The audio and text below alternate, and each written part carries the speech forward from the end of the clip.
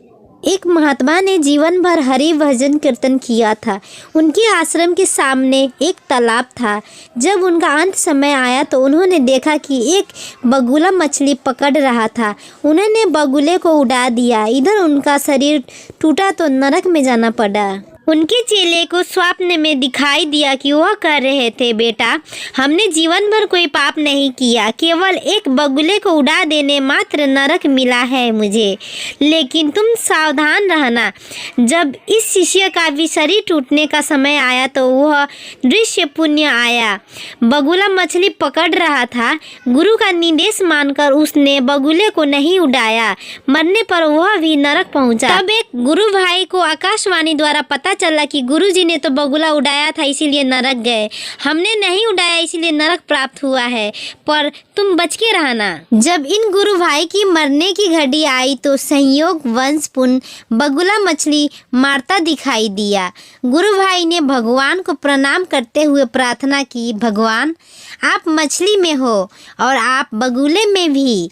हमें नहीं मालूम कि क्या सही है और क्या गलत, पाप क्या है, पुण्य क्या है, हमें नहीं पता। आप अपनी व्यवस्था स्वयं देखें, मुझे तो सिर्फ आपके चिंतन से मतलब है। बस इतना कहकर जब इनका शरीर शांत हुआ तो वैकुंठ की प्राप्ति हुई। श्री नारद ने भगवान से पूछा, भगवान, अंत ये नरक क्यों गए?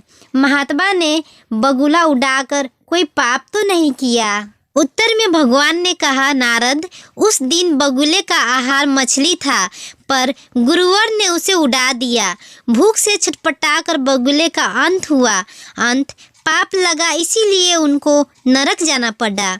नारद ने फिर पूछा, दूसरे ने तो नहीं उड़ाया, वह क्यों नरक गया? भगवान बोले, उस दिन बगुले का पेट भरा था, वह केवल विनोद वंश मछली पकड़ रहा था, उसे उड़ा देना चाहिए था। शिष्य से भूल हुई और इस पाप के कारण उसे नरक मिला। नारद जी ने पुण्य पूछा और तीसरा? भगवान ने कहा, तीसरा मेरे भजन में लगा रहा, उसने सारी जिम्मेदारी मुझको सौंप दी। जैसा होना था वैसा ही हुआ, किंतु मुझसे संबंध जोड़ने के कारण और मेरी ही चिंतन के प्रभाव से वह मेरे धाम को प्राप्त हुआ। सीख, पाप पुण्य की चिंता में समय न गवाकर जो निरंतर हरि चिंतन में लगा रहता है वह मेरे परम धाम को प्राप्त होता है।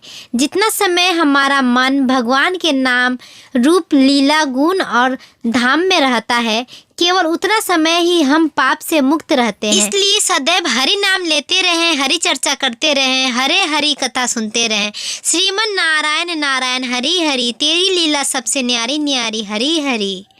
इस टॉपिक पे आपकी क्या राय है कमेंट करके बताइएगा और लाइक, सब्सक्राइब, शेयर करना मत भूलिएगा ताकि हम कोई भी वीडियो अपलोड करें तो सबसे पहले उसका नोटिफिकेशन आप तक जाए। अच्छे रहिए, स्वस्थ रहिए।